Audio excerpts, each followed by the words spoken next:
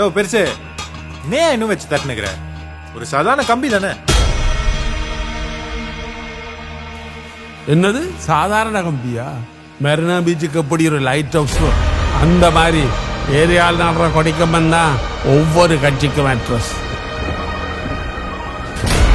அறிஞர் அண்ணா எம்ஜிஆர் காலத்தில் இருந்து நேற்று அரசியலுக்கு வந்த விஜய் வரைக்கும் அவங்களோட அரசியல் வாழ்க்கை ஆரம்பிக்கிறதே கட்சி கொடிய இந்த கம்பத்தில் ஏத்துறதுல இருந்துதான்.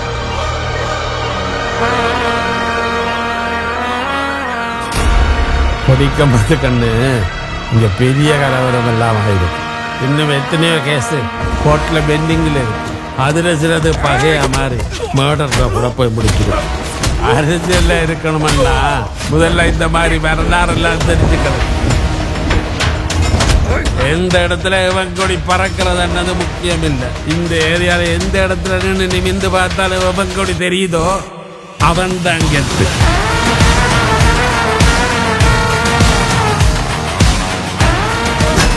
உனக்கு என்ன காலையில கொடியேத்தணும் அவ்வளவுதானே. எத்தனை புயல் வந்தாலும் அசையாத மாதிரி காலையில கம்பம் கண்ணு மாதிரி இருந்து.